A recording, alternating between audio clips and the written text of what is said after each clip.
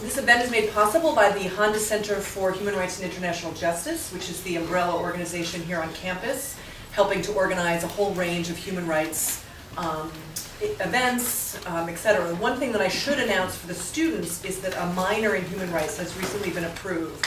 This is really exciting. It's an opportunity for you to do a focused study in human rights and have it appear on your transcript to show that you've completed the coursework. So take a look online for that next year, and you'll be able to start pursuing those courses then.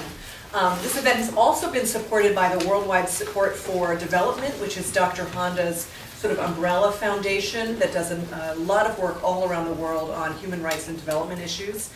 And another organization with which he's affiliated, which is the International Sports Promotion Society, which Ian, I know, has been involved in for quite some time, helping to bring sports events around the world.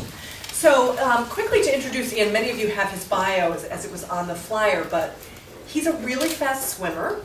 Everyone seems to know that. Very fast. 9 medals, 22 world records, 11 world championship titles. My husband, who is a swimmer, said, that's all really amazing and good, but what you really need to understand is that he was accomplishing this across the whole range of events. So he's a really fast sprinter, but then he's also a really fast distance swimmer. And that's very unusual. So clearly this is a person who swims very fast.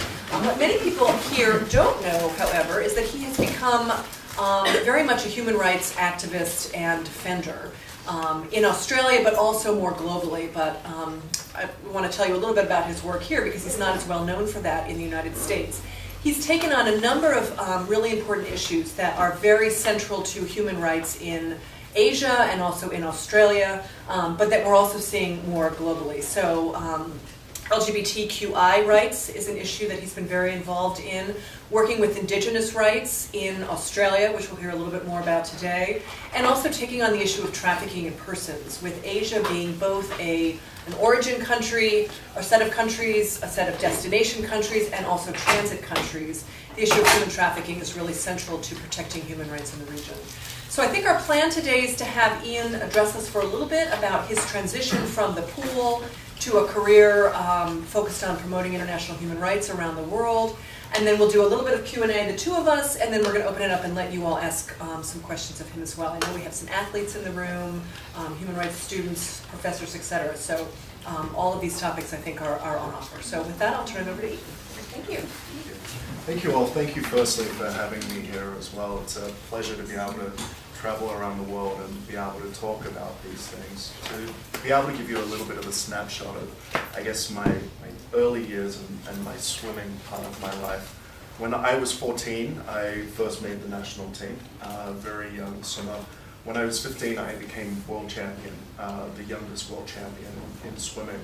When I was 16, I broke 4 world records in 4 days. And when I was 17, I fulfilled all of my dreams and became Olympic champion. So what do you do at 18? And you realize when you do accomplish something like that, when you have that kind of dream, which for a lot of us, it's this really kind of lofty aspiration. And when you fulfill it, you realize that there's so much more that you can do with your life. There's an engagement that you have with the world that you live in, where you feel like you can accomplish anything. So when I was 18, I set up my charity, and it's called Fountain for Youth. And the reason that I decided to set it up, in all of these years that I traveled around the world, I realized how I really had lived this life of privilege. I was fortunate enough to have an extraordinary talent that took me to some of the most spectacular places around the world. But I also saw the differences and the difference of equality in places that I traveled to. And I always considered, why was my life so blessed in this way? I thought when I initiated this charity that I would be visiting the developing world. I thought that there were so many great programs that I could do in Southeast Asia, perhaps in Africa as well, focusing on children and what needs that they may have and how we may be able to deliver to them. And I was actually challenged by the CEO of my charity. And he said, you do realize that we have huge human rights issues in Australia. And I was quite dismissive of it at the time, and I didn't quite believe him or the extent to which we may have problems. And in Australia, when we talk about disadvantage, there's one group that is uniquely disadvantaged, and it is our Indigenous population. I had grown up in a society where, I believed that we had access to a free education, virtually free healthcare system as well. And I was taught in school that this extended to every part of the population. And it was something that I was proud to be a part of. It was one of the values that I thought was important and identifying in being Australian. So I travelled to a remote part of Australia. It's an area that's east of Katherine. So to get there from Sydney, you travel to Darwin, which is in the northern part of Australia. It's around a 4-hour flight. Then from there, you travel 2 hours south by road, and it's the only set of traffic lights between the northern part of Australia and the southern part of Australia in the middle. And it's a small town that has a kind of colourful and interesting aspect to it, that it's one of the most redneck, racist places I've been to anywhere in the world. But then from there, to go to the first community, you travel around an hour outside of it, and you're on Aboriginal land. This is one of a cluster of communities that are in this area, but between each one there's around 45 minutes. The size of this area, I think it's around the size of Florida. That's how large this part of the country is. It's the second largest national park in Australia. It sits under Kakadu National Park. So I went to this community, and I had the opportunity to speak with Indigenous people here. And it gave me an opportunity to discuss things openly and completely honestly. And I found out that there were all of these kind of clauses that we had that limited why Aboriginal people didn't have access to an education here. There was a law that was introduced that if you're 100 kilometres from a paved road, you do not have to provide an education for those people. And that probably had something to do with pastoral leases and just how sparse Australia is in parts. But when we're talking about thousands of children who already live in disadvantage, what they're doing is creating an ongoing disadvantage for these people. I spoke of the perceptions that we have that, I've heard it too many times from friends, family members, that Indigenous people are lazy, they don't want to work. And what I saw, it wasn't that. It was a completely different attitude to what life was. But I also met with mothers of children, fathers of children, who wanted to see more for their kids. And they taught me that they wanted their children to be able to live both in the black world, as they call it, and also in the white fellow world. And this is a unique skill. They wanted them to have a strong sense of their own identity, but they wanted them to succeed in a modern world as well. So I committed to this group knowing the disadvantage, knowing that people have a life expectancy that is 15 years less than the rest of the population in Australia. In some of these Indigenous communities, they have a disease that's known as Syndrome X. This is when you have 4 or more completely preventable diseases that were eradicated from our cities decades ago. There's a disease that's known as otitis media, which means that at any one point, if a child is in a classroom, that they'll only be able to hear the teacher 50% of the time. That's if the classroom, of course, is being provided and that there's a teacher there to teach. With all of these issues, I wanted to raise the concern to the rest of Australia. And we have made some progress. It isn't a completely negative story now. We've had programs where we've worked alongside Indigenous people to be able to deliver education programs to them and to their communities. We've started the first libraries, which was an initiative that the communities came up with themselves, rather than us telling these communities, this is what you need to do. And quite proudly, 3 years ago, we actually had a school that outperformed the national average in both literacy and in numeracy. Mind you, the government reported that all schools in this part of the country had completely failed this. And this isn't just Indigenous schools, this was all schools.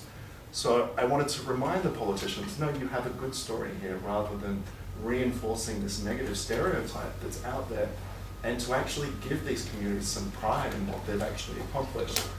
But I guess that possibly didn't fit in with the message that they were trying to deliver. Unfortunately, our government, the Australian government, likes to dictate the way that the Indigenous people should conduct their lives.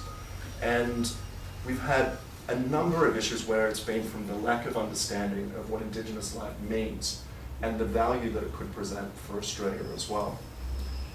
So in experiencing this and being involved in this area, I also realized that there were a number of human rights injustices that were going on around the world.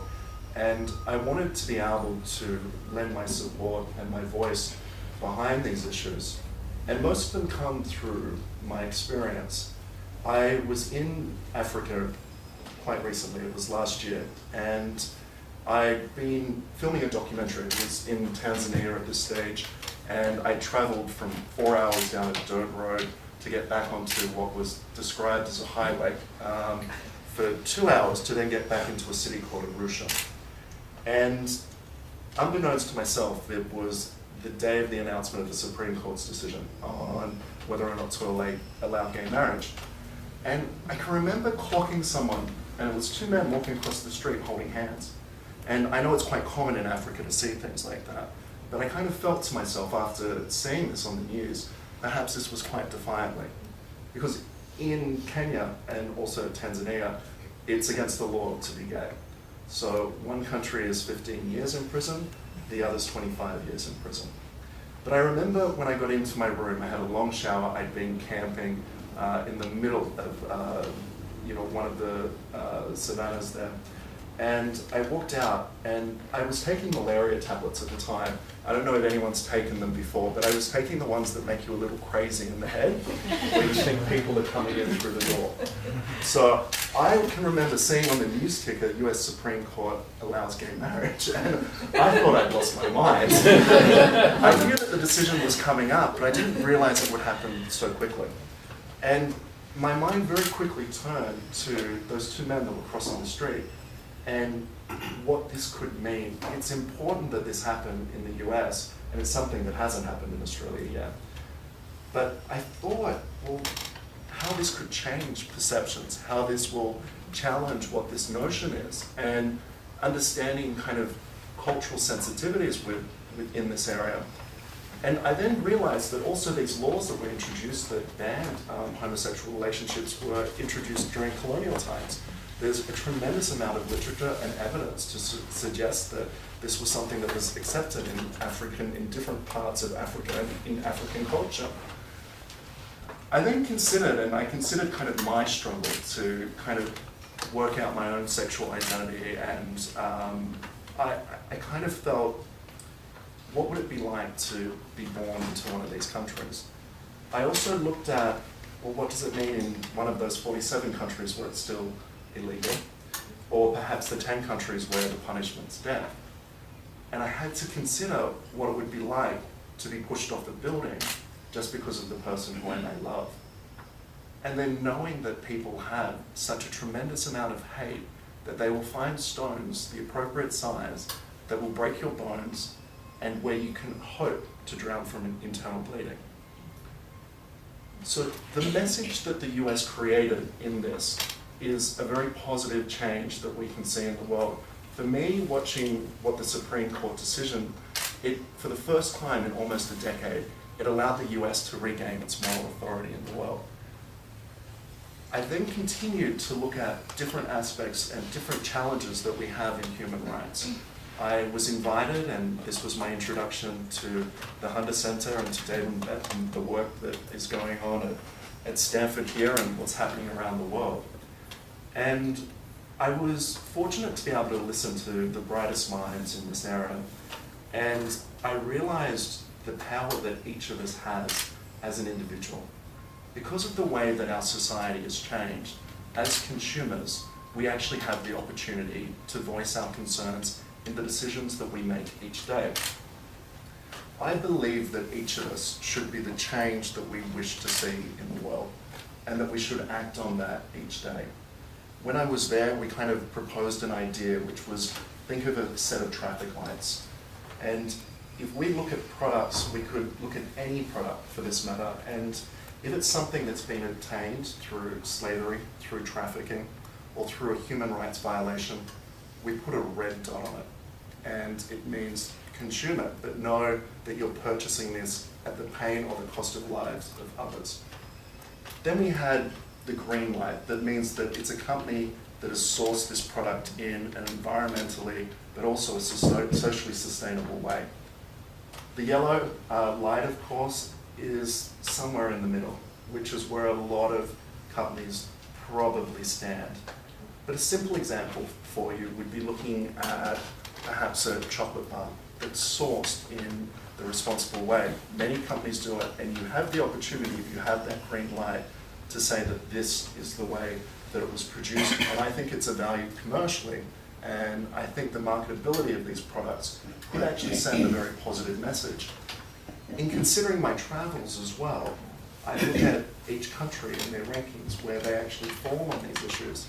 If we knew on TripAdvisor that this is what happens behind the scenes, perhaps we choose to go to South Africa rather than Tanzania or Kenya. But then I'm also faced with the challenge, and I want to open this up to people around the table, because I don't want to just talk about what I think on this matter. I want to hear from you as well. Is, do we go to these countries and be the example? Or do we deny these countries the opportunity? Do we deny them our business and our recognition? Do you reward countries that are making some progress in this area, even though they're not where we'd like them to be? Or do we stay behind? And I think that's a challenge that each of us probably faces day to day. But whilst we're aware and whilst we have the ability to be able to make a vote, not only with the way that we purchase, but the way that we act, I think we should definitely consider it. And I'd like to open it to the floor as well. Thank you. Why don't we do that? Since we're a little short on time, why don't we open it up to questions? Yeah, Thank you so much for being here. We're very happy and proud to have you here. I think you're very modest. I know that when I've taught human rights and LGBT rights, the Tasmania Neptunian case is one that I use as an example to show who has influenced the US in overturning LGBT, anti-LGBT laws. Indian Constitutional Court overturned criminalization of LGBT rights following the jurisdiction from Australia and from Tasmania.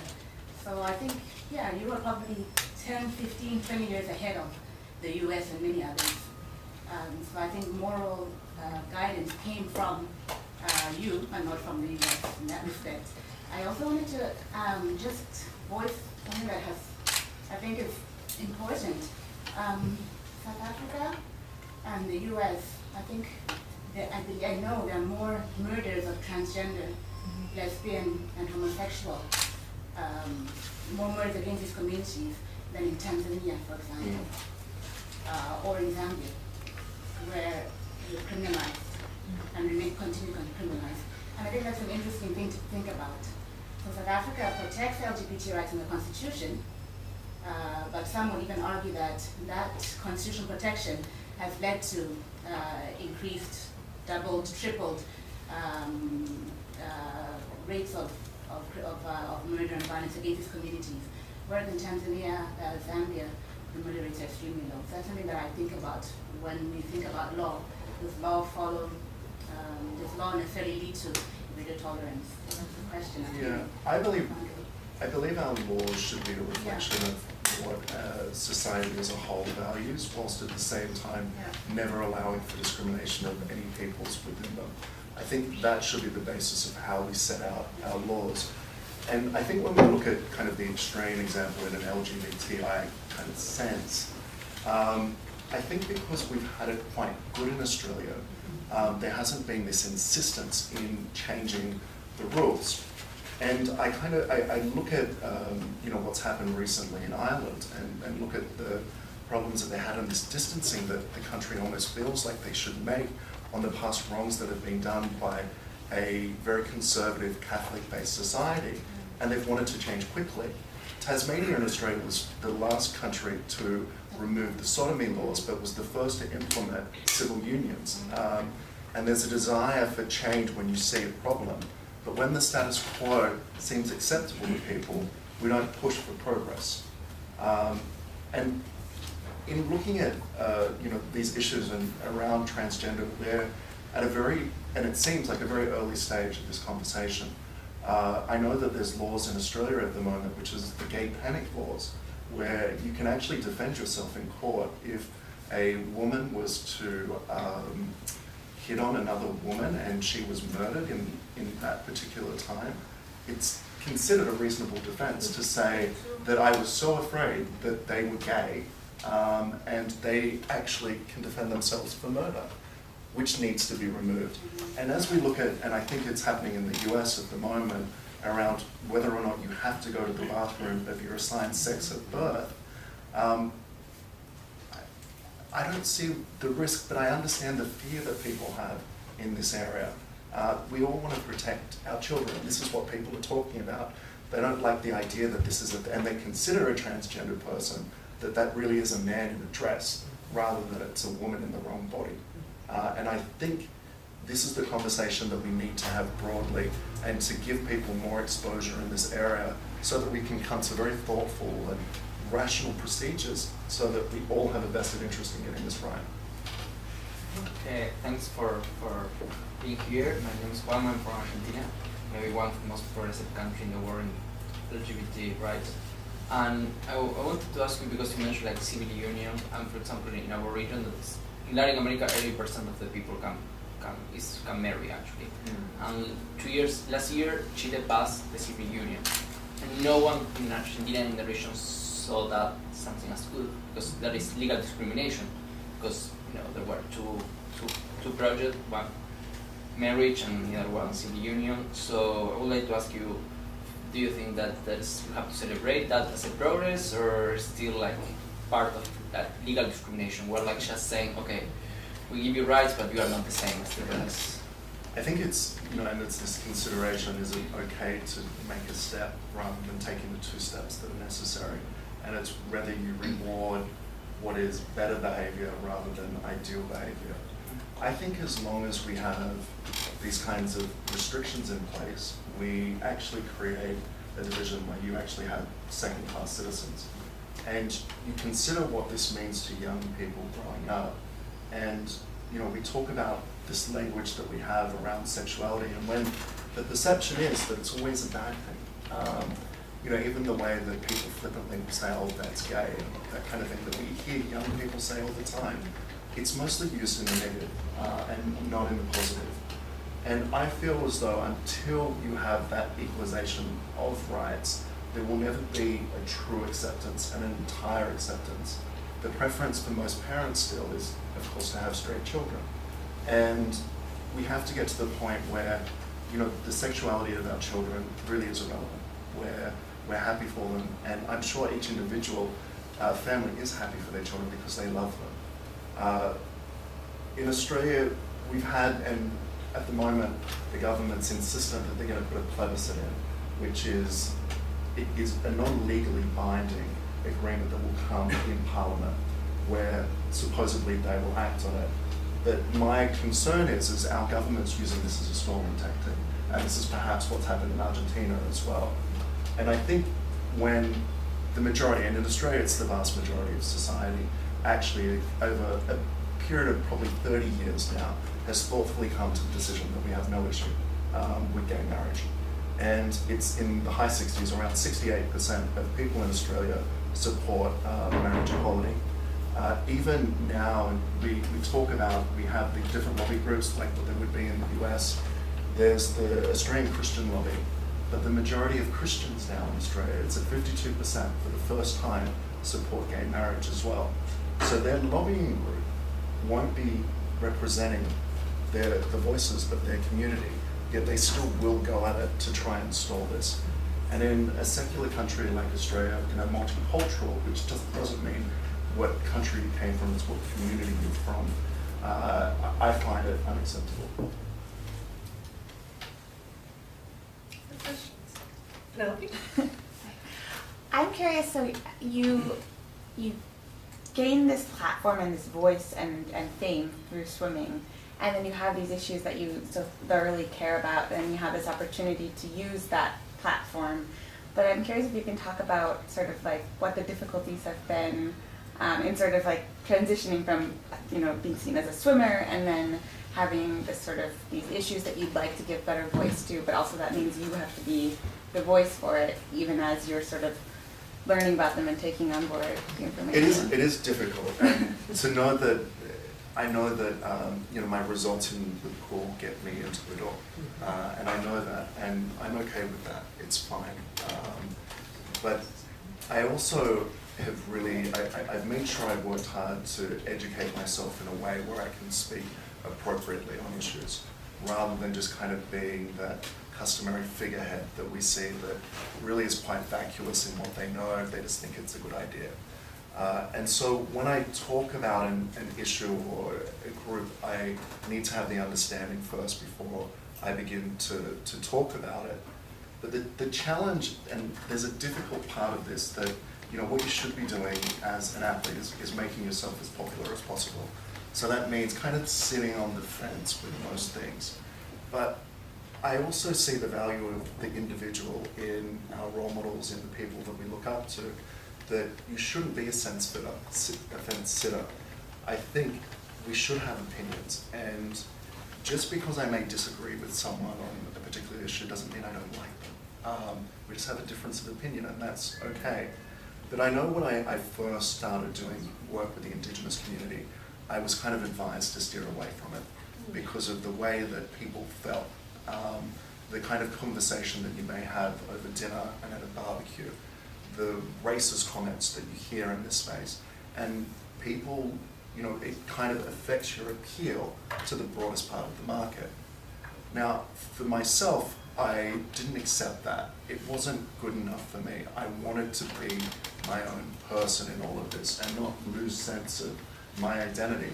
And part of that identity was learning and exploring the world and trying to give a voice to those who struggle to be heard. The transition for me, and what I've enjoyed about doing these kinds of things, is I've been given a platform, but more importantly, I've been given an opportunity that few people get to have. I get to travel and meet brilliant people, speak to, you know, leaders around the world, and it's shaped the way that I see myself, and it's also shaped the perspective, or my perspective, of the world at large. And I see that by taking an interest and being able to develop this side of my life, I've actually created longevity in an area that you have a finite career in sport, but I've actually created something more that I can continue all of those things that I love about learning and travel, and I deliver it in a different way now.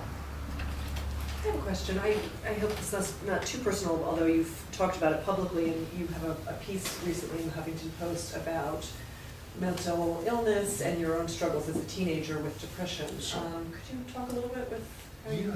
I've realized I've had depression, you know, since I was in my teens.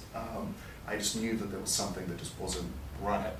I had all of this tremendous success, but I didn't really feel it in the way that I thought was appropriate. And so I went and I was able to seek help. And, you know, where I've come to on this is I have an attitude towards depression that it's okay to have depression, but having a depressed mind state is what you have to control. And when I've gone through those kind of struggles where I feel as though I can't motivate myself to get out of bed, don't want to leave the house, I withdraw from friends, from the normal activities I do, I've realized that it's in this time that I have to switch the way I'm thinking. And so I force myself to go out. I call it fake it till you make it. Actually, my psychiatrist does, but I'll copy it anyway.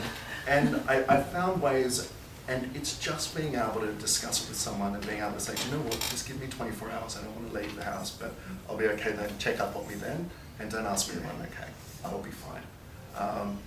And there's different ways, but I really wanted to put it out there that it doesn't matter how successful you are. And to reaffirm to young people and everyone that you can still be successful and have depression. You gain a sense of empathy from that experience, and you should value that because you're forced to look inward into the human condition. And what you learn about yourself, you should also be able to project out to the world. Amanda? Hi. Hi. Thank you for being here and for your work. I was wondering if you could talk a bit about, we see this trend in the world now, I think particularly because we're conflict prone and with modernization, that a lot of states are moving back into religious fundamentalism. And that's obviously in conflict with a lot of human rights. And I think it's in these states where we see the most human rights violations or the least amount of progress towards achieving international standards of human rights. But at the same time, Western countries like the United States and Australia are forced to interact with these countries on a political level. And then Malaysia particularly comes to mind. I used to live there, as it's seen as this moderate Muslim country, but they have a lot of human rights problems, and particularly LGBTQ issues. And so I was wondering if you can speak about how we can advocate in that sort of context, where maybe the religious population is in conflict with the aims of the movement. Yeah, I think globally there's a battle that's going on, and I think part of it is to do with the modern technology. And we look at the internet and how it has opened up information to the world. It's also made our governments and our companies and everyone else responsible for their actions in a way that is unprecedented in human history. And I think that this is the global challenge that we have, is whether we have societies with freedom and open-mindedness to all of this information, or if it's restricted. If you restrict the information, you feel as though you have more control. But we've seen time and time again, when you don't give those freedoms to people, and we've seen it with the Arab Spring and whatnot, people want to see that development. When I look at kind of Australia's role and how we overlook some of these violations in terms of business, I struggle because I try and find the middle ground, and I try and defend our position as well. And I think it's easy to idealize these ideas and that we shouldn't do this or we should do that in this position. But I think it's opening up and being able to disagree on this, but not letting it affect the relationship in a way. Because then if it escalates, you can actually put pressure on. If you've gone into a business relationship and you've ignored those issues when we look at trade deals and whatnot, if you haven't raised it in the beginning and the violation takes a further step, you have no way of being able to pull back. And I look at this when we put sanctions on different countries. There's clear kind of objectives that countries need to meet, or otherwise we increase the sanctions to a way. And it's, kind of, there's a carrot and there's a stick. And when I look at Malaysia, if I look at my part of the world around Southeast Asia, we don't celebrate at the same time some of the successes. If I look at Indonesia, they have 5 different religious holidays. It's the most populous Muslim country in the world. And I think, and we talk about multiculturalism in an American context and also an Australian one, and I know there wouldn't be a chance that we'd have 5 different religious holidays. We wouldn't accept it, even though we're supposed to separate church and state. I don't know where we're going with this, and that kind of step backwards, I don't know if it's the right terminology, although it feels that way. I think people also are trying to connect to something that they can't. And I think we've kind of, in the society that we live in, I think we've found a special type of loneliness in here, and we're looking for something else that explains it to us. And I think for many people, religion served in a really positive way that has improved their lives, but for others it can actually be destructive as well. You spoke a little bit about the transformation that occurred in attitudes around gay and lesbian persons in Australia, and I think we've had a similar enlightenment here in the United States in a very short period of time, in a matter of years, if not, a decade or two. I'm wondering if there are lessons to be learned in your perspective from that experience around other human rights issues. So take Indigenous rights. We have our own Indigenous rights issues here in the United States and in Canada with their First Peoples. Religious fundamentalism. I mean, are there lessons to see that kind of rapid transformation of attitude, which then gives rise to more fair laws and better treatment, et cetera? How can we harness that, or is that a unique one-off sort of experience, do you think? I don't think it has to be a one-off. I think when we look at, and I think it's almost like it's a normalization of LGBTIQ kind of life for people, and this is where we're at when we look at this transgender issue. For us, this is still a really new area and we don't really know where to go. When I look at issues in sport around sexuality and the rights of gay people in sport, when it comes to the issue of transgender, I don't know where to go. It's really complicated in a sporting context because there's some physical advantages to being a male, as there are physical advantages to being female in some sports. So I don't know where to go, and I haven't spoken to enough transgender people to understand how this could change. But as we create these kind of groups and the experience where more and more people are aware that they may have a gay child in their family or a transgender child, we open it up because those people start defending. And it's not when the LGBTIQ community comes in and says, this is what we want. It's when the friends, the family, or the person on the other side of the country that doesn't know you, it's when they stand up, that's when you start to see change. And it's the same within, when I look at the Indigenous population in Australia, most people in a program that I helped set up that uses university undergraduates to mentor Indigenous kids through high school, the number one reason that people sign up to it is, I've never met an Aboriginal person in my life, which I think is incredible in Australia, that we have this kind of wealthy culture that is part of our national identity that you don't even know. And I feel as though people are missing out. And I think once you give that exposure, once you can talk, once you know someone, you're prepared to defend them. And I think this is what we can probably learn from what's been, the marriage equality argument. You mentioned that, sorry, Mark. I wonder what you found in relation to presumably your efforts to change attitudes among athletes in particular. I assume you maintained some contact with the community. We think of it in this country, at least in association with certain sports, as a community in which there's a particular measure of antipathy towards gays and other sexual minorities. So I wonder what your experience has been in that regard. Yeah, and I've seen some data on this, both and the statistics are very similar for Australia and the US. Canada's slightly better, the UK is behind, and they looked at English-speaking nations in this area. And one of the issues around homophobia in sport is what happens to young people. 80% of children will experience homophobia, whether they're straight or gay, in sport. And it's over 70% will have a threat made against them if they are gay in sport, gay or lesbian. Now, we also have groups in particular sports where there's a high percentage of athletes that are gay or lesbian or perhaps bisexual as well that participate. And we have a society where perhaps a mother may say to the daughter, I don't want you to play that sport because people might think you're a lesbian. Or when someone says you throw like a girl.